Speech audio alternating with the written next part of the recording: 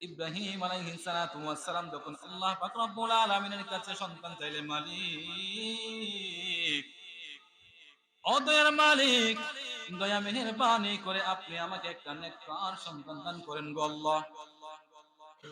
একদিন দুই দিন না, তিনি একাধারে 13 বছর দোয়া করার পরে আল্লাহ পাক রব্বুল আলামিন পয়গম্বর ইব্রাহিম আলাইহিস সালাতু ওয়াস সালামকে জানায় দিলেন, ফাবাশশারনাহু বিগুলামিন হালিম।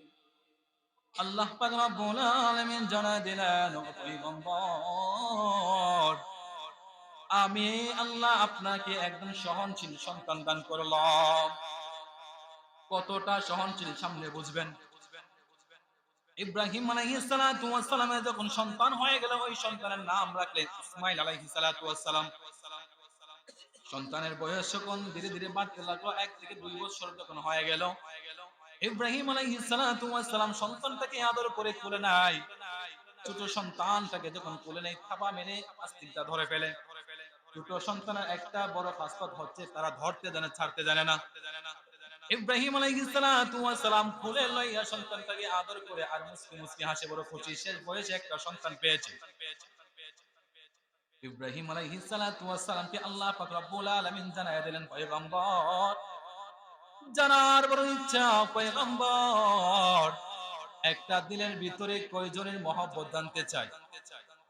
আমি আল্লাহর ভালোবাসা বেশি নাকি সন্তান আর স্ত্রীর ভালোবাসা বেশি? পরীক্ষা হয়ে যাবে পয়গম্বর। আমি আল্লাহ পাক রব্বুল আলামিন হুকুম করিলাম, আপনি আপনার সন্তানকে লইয়া আপনার স্ত্রীকে সহ ওই জায়গার মধ্যে রেখে চলে আসবেন, যে জায়গার মাটির নিচে আমি আল্লাহর একটা ঘর রয়েছে। ইব্রাহিম আলাইহিস সালাতু ওয়াস সালাম তখন ছিলেন সিরিয়ার মধ্যে। ইব্রাহিম আলাইহিস সালাতু ওয়াস সালাম জানায় দিলেন, মালিক, ওই জায়গা কোন জায়গা সেইটা তো আমি চিনি না।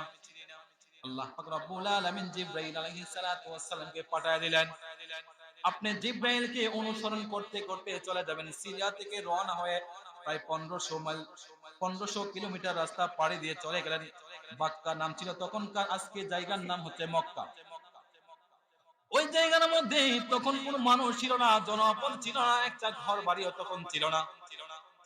ইব্রাহিম আলাইহিস সালাতু ওয়াস সালাম যখন বিবি হাজেরা এবং ইসমাঈল আলাইহিস সালাতু ওয়াস সালামকে লইয়া মক্কাতে চলে গেলেন, আল্লাহ পাক রব্বুল আলামিন জানায় দিলেন, ওগো পয়গম্বর, আপনি চলে আসেন, থাকার কোনো সুযোগ নাই, এমনকি তাদের সাথে এখন আপনি কথা বলার সুযোগ নাই। ইসমাঈল আলাইহিস সালাতু ওয়াস সালাম এবং হাজেরা আলাইহিস সালাতু ওয়াস সালামকে রেখে যখন ইব্রাহিম আলাইহিস সালাতু ওয়াস সালাম চলে আসবেন, বিবি হাজেরা আলাইহিস সালাতু ওয়াস সালাম পিছন থেকে দৌড়াইয়া আসে, বলে, স্বামী হে, এই মোর প্রান্তরে আপনি আমাদেরকে রেখে কোথায় চলে যান গো স্বামী? আমাদেরকে কে দেখবে? খাবার দাবার কোথায় থেকে আসবে? কিন্তু যাওয়ার আগে কথা বলে যান, আমাদেরকে যে এই জায়গার মধ্যে রেখে যাচ্ছেন, এটা কি আপনার পক্ষ থেকে ফয়সালা নাকি আল্লাহর পক্ষ থেকে ফয়সালা? ইব্রাহিম আলাইহিস সালাতু ওয়াস সালাম আঙ্গুল দ্বারা ইশারা করা বোঝায় দিলেন, এইটা আমার পক্ষ থেকে কোনো ফয়সালা না, এই ফয়সালা হচ্ছে আমার আল্লাহর ফয়সালা। হাজর আলাইহিস সালাতু ওয়াস সালাম জানায় দিলেন, স্বামী, আপনার পক্ষ থেকে যদি এই ফয়সালা না হয়ে থাকে স্বামী, আপনাকে চলে যাওয়ার অনুমতি আমি দিয়ে দিলাম, চলে যান গো স্বামী, কারণ আল্লাহর পক্ষ থেকে এই ফয়সালা হয়েছে। আমি জানি আমার আল্লাহ যেহেতু এই ফয়সালা দিয়েছে, আমার আল্লাহর মর্জি মোতাবেক যেহেতু এই রায় হয়েছে, যে আল্লাহ মায়ের গর্ভের মধ্যে খাওয়াইতে পারে, ওই আল্লাহ আমাকে এই মরুপ্রান্তরের মধ্যে খাওয়াবে। হাজরা আলাইহিস সালাতু ওয়াস সালামকে রেখে ইব্রাহিম আলাইহিস সালাতু ওয়াস সালাম চলে আসলেন। যদিও তিনি আল্লাহর পয়গম্বর, তবুও তো ওনার ভিতরে মায়া মহব্বত থাকবে কিনা। কিছুটা দূরে যাওয়ার পরে তিনি পিছনে ঘুরে একটা পাহাড়ে উঠে, পিছনে ঘুরে তাকাইয়া চোখের পানি ছেড়ে দিয়ে কান্না করে দিলেন, আল্লাহ, আমার পুত্র সন্তান ইসমাঈল আর আমার বিবিকে আপনি না খাওয়াইয়া মাইরেন না গো আল্লাহ। এই জায়গার আশেপাশে আপনি ঘর বাড়ির ব্যবস্থা করে দিবেন গো আল্লাহ। ইব্রাহিম আলাইহিস সালাতু ওয়াস সালামের দোয়া আল্লাহ এমন ভাবে কবুল করে নিয়েছে, গোটা বিশ্বের মধ্যে যত ফল ফ্রুট উৎপন্ন হয় সকল ফল ফ্রুট দিয়ে মক্কার মধ্যে জমা হয়ে যায়। এবং আল্লাহ পাক রব্বুল আলামিন ওই মক্কাটাকে গোটা বিশ্বের মধ্যে দামি একটা জায়গা বানায় দিয়েছেন। ইব্রাহিম আলাইহিস সালাতু ওয়াস সালাম যখন দূরে সরে গেলেন, একদিন দুই দিন না, তিনি একাধারে ৮ বছর দূরে ছিলেন। আল্লাহর ফায়সালা যতক্ষণ না হবে ততক্ষণ তো ফিরে যাবে না। পরিশেষে ৮ বছর পরে যখন ফায়সালা হয়ে গেল, আল্লাহর পক্ষ থেকে রায় হয়ে গেল, পয়গম্বর ফালাম্মা বালাগা মাআহুস সাইয়া ক্বালা ইয়া বুনাইয়া ইন্নী আরা ফিল মানাম। আল্লাহ পাক রব্বুল আলামিন জানায় দিলেন, ওগো পয়গম্বর, এই মুহূর্তে আপনি আবার মক্কায় ফিরে যাবেন। মক্কায় ফিরে গিয়ে আপনার পুত্র সন্তানকে, যে সন্তানের বয়স প্রায় ৮ বছর হয়ে গিয়েছে, ওই সন্তানকে আমি আল্লাহর রাস্তায় কুরবানি করে দিবেন। পয়গম্বর ইব্রাহিম আলাইহিস সালাতু ওয়াস সালাম সাথে সাথে আবার রওনা হয়ে গেলেন মক্কার দিকে।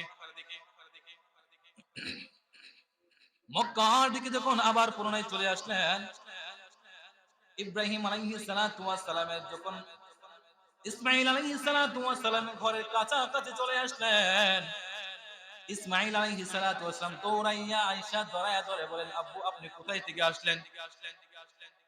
ইব্রাহিম আলাইহিস সালাতু ওয়াস সালাম বলে, বাবা, ও আমার প্রাণের সন্তান, আমি যে এসেছি এটা তুমি কিভাবে বুঝলা? ইসমাঈল আলাইহিস সালাতু ওয়াস সালাম জানায় দেয়, বাবা, আপনার একটা জুব্বা আমার কাছে এখনো রয়ে গেছে। আমাদের ঘরের মধ্যে একটা জুব্বা রয়েছে, ওই জুব্বার মধ্যে একটা ঘ্রাণ পাওয়া যায় গো বাবা। ওই ঘ্রাণটা আজকে মক্কার মধ্যে পাওয়া গিয়েছে। আমার বসতে আর বাকি নাই, আপনি মনে আবার পুনরায় ফিরে চলে আসছেন। সন্তান ইসমাঈল আলাইহিস সালাতু ওয়াস সালাম বাবাকে পাইয়া বড় খুশি। ইব্রাহিম আলাইহিস সালাতু ওয়াস সালাম যদিও উপর দিয়ে হাসে, ভিতর দিয়ে রক্তক্ষরণ হচ্ছে, কারণ আল্লাহ পাক রব্বুল আলামিন তো পাঠাইছে ইসমাঈলকে কুরবানি করার জন্য। এবার ইব্রাহিম আলাইহিস সালাতু ওয়াস সালাম ইসমাঈলকে জিজ্ঞাসা করে, ও আমার সন্তান শোনো। قال يا بني إني أرى في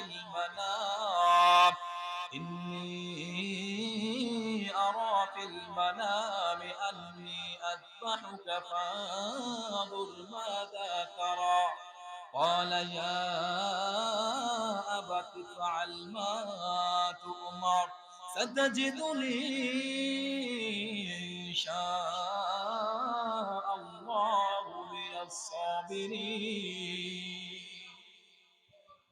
পয়গম্বর ইব্রাহিম আলাইহিস সালাতু ওয়াস সালাম জানায় দিলেন, ও আমার সন্তান শোনো গো, আল্লাহর পক্ষ থেকে ফয়সালা হয়েছে আমি যেন তোমাকে আল্লাহর রাস্তায় কুরবানি করে দেই। ছোট সন্তান এবার জবাব দেয়, বাবা, আল্লাহর পক্ষ থেকে যেহেতু ফয়সালা হয়েছে, আমি আল্লাহর ফয়সালার উপরে সন্তুষ্ট, আমাকে এখন এই মুহূর্তে লইয়া যান, আমি কুরবানির জন্য তৈয়ার হয়ে গেলাম। ইব্রাহিম আলাইহিস সালাতু ওয়াস সালাম ইসমাঈলকে লইয়া চলে গেলেন মিনার প্রান্তরে। মিনা ময়দানে যখন চলে গেলেন, ইসমাঈল আলাইহিস সালাতু ওয়াস সালাম বলেন, বাবা, আমার গলার মধ্যে ছুরি লাগাইবার আগে আমার হাত পা গুলো একটু বেঁধে দেন। কেন বাবা, তোমার হাত পা বাঁধতে হবে কেন? ইসমাঈল আলাইহিস সালাতু ওয়াস সালাম জানায় দেয়, ও বাবা, আমার গলার মধ্যে আপনি যখন ছুরি লাগায় দিবেন তখন তো আমার কষ্ট অবশ্যই হবে। তখন আমি যদি কষ্ট হওয়ার কারণে লড়াচড়া করে হাত পা গুলো লাগাই, পা গুলো যখন লড়াইবো, আমার পা যদি আপনার গায়ে লাগে সবচেয়ে বড় বেয়াদবি হয়ে যাবে। আমি চাই না গো বাবা, দুনিয়ার জমিন থেকে বিদায় হয়ে যাওয়ার আগে আপনার সাথে বিন্দু পরিমাণ বেয়াদবি করে বিদায় হতে। ইব্রাহিম আলাইহিস সালাতু ওয়াস সালাম চোখের পানি ছেড়ে দিয়া বলে, আল্লাহ, এত বড় আদম ওয়ালা সন্তান, আদম ওয়ালা একটা সন্তান আমাকে দান করলেন গো আল্লাহ। ইসমাঈল আলাইহিস সালাতু ওয়াস সালামের হাত এবং পা যখন বেঁধে ফেললেন, ছুরি চালায়া দিবে, আবারও বলে, ও বাবা, আমার হাত পায়ের বাঁধনটুকু একটু খুলে দেন। কেন তুমি তো একটু আগে বললা যেন বেঁধে দেই। এবার ইসমাইল আলাইহিস সালাতু ওয়াস সালাম চোখের পানি ছেড়ে দিয়া বলে, বাবা গো, আপনি যদি আমার হাত পায়ের বাঁধনটুকু খুলে না দেন, কিয়ামতের দিন তো আল্লাহ আমাকে এই অবস্থায় উঠাবে। আল্লাহ পাক রব্বুল আলামিন আমাকে এই অবস্থায় দেখে যদি বলে, ইসমাইল, তোমাকে মনে হয় জোর করে আমার রাস্তায় কোরবানি দেওয়া হয়েছিল, এই জন্য হাত পাগুলো বাঁধা। ও বাবা, আমি আল্লাহ সন্তুষ্টির জন্য কোরবানি হতে চাই, যতই কষ্ট হোক আমি আমার হাত পা নাড়াবো না, মেহেরবানি করে আমার হাত পায়ের বাঁধনটুকু একটু খুলে দেন। ইব্রাহিম আলাইহিস সালাতু ওয়াস সালাম হাত পায়ের বাঁধনটুকু খুলে আর চোখের পানি ছেড়ে দিয়ে কান্না করে। ইব্রাহিম আলাইহিস সালাতু ওয়াস সালাম যখন হাত পায়ের বাঁধনটুকু খুলে দিয়ে ছুরি চাল চালায় দিবে, এবার ফেরেশতাগণ চিৎকার দিয়ে বলে, মালিক, ওদের মালিক, কি এমন খেলা জুড়াইলা রে আল্লাহ, পিতা পুত্রের মধ্যে এত খেলা কেমন ভাবে জোড়ায় দিলা গো আল্লাহ, কি চাইছেন আপনি আমাদেরকে বুঝায় দেন, কেন আপনি তাদেরকে জবাই করার জন্য আদেশ দিচ্ছেন গো আল্লাহ। এবার আল্লাহ পাক রব্বুল আলামিন জানায় দেন, ও আমার ফেরেশতাদের দল, তোমরাই তো বলেছিলা আদম সন্তান যেন না বানায়, তারা দুনিয়াতে রক্তপাত ঘটাবে, আমি আল্লাহকে মানবে না, আল্লাহর ভালোবাসা তাদের ভিতরে ঢুকাইবে না। প্রমাণ করতে চাই। সমস্ত ফেরেশতাগণ চিৎকার দিয়ে বলে, আল্লাহ, আর প্রমাণ করতে হবে না গো মালিক, মেহেরবানি করে এই খেলা বন্ধ করে দেন। প্রমাণ হয়ে গেল আপনার বান্দাগণ আপনাকে ভালোবেসে মহব্বত করে তারা তাদের জীবনটুকু দিয়ে দিতে পারে।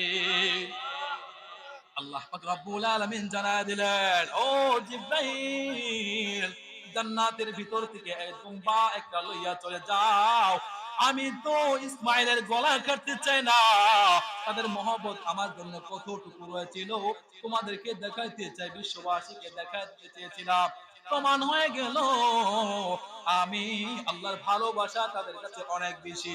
দুম্বা লইয়া চলে যাও, ইব্রাহিমের ছুরি যেন ইসমাইলের গলা কাটতে না পারে। ইব্রাহিম আলাইহিস সালাতু ওয়াস সালাম নূরের 600 পাকা টান দিয়া সাথে সাথে দুম্বা একটা লইয়া ইসমাইলকে টান দিয়া উঠাইয়া দুম্বাটা বিছা দিলেন। ইব্রাহিম আলাইহিস সালাতু ওয়াস সালাম আল্লাহ পাক রব্বুল আলামিনের কাছে যখন সাথে সাথে দোয়া করতে লাগলেন, আল্লাহ পাক রব্বুল আলামিন জানায় দিলেন, পয়গম্বর, ও আমার খলিল, আপনি প্রমাণ করে দিলেন, আপনি প্রমাণ করে দিলেন আল্লাহর ভালোবাসা আপনার কাছে বেশি। আপনি কি চান বলেন, এই মুহূর্তে আপনি যা চাইবেন আমি আল্লাহ আপনাকে তাই দান করব। ইব্রাহিম আলাইহিস সালাতু ওয়াস সালাম সাথে সাথে দোয়া করলেন, মালিক, আমি চাই আখির নবী একজন হবে, আমি আপনার কাছে চাই গো মালিক, ওই আখিরি পয়গম্বর যেন আমার এই সন্তানের বংশধরের মধ্য থেকে হয়। আল্লাহ পাক রব্বুল আলামিন জানা দিলেন, ও আমার খলিল, আপনার দরখাস্ত মঞ্জুর। আর কি চান বলেন। ইব্রাহিম আলাইহিস সালাতু ওয়াস সালাম বললেন, আপনার ঘরটা নির্মাণ করতে চাই। মঞ্জুর হয়ে গেল, মঞ্জুর। ইসমাঈল আলাইহিস সালাতু ওয়াস সালাম আর ইব্রাহিম আলাইহিস সালাতু ওয়াস সালাম দুইজনে মিলে আল্লাহর ঘর নির্মাণ করলেন। নির্মাণাধীন কাজ যখন শেষ হয়ে গেল, ওই সময়টা ছিল যোহরের সময়। পিতা পুত্র দুইজনে মিলে 4 রাকাত নামাজ আদায় করেছিলেন।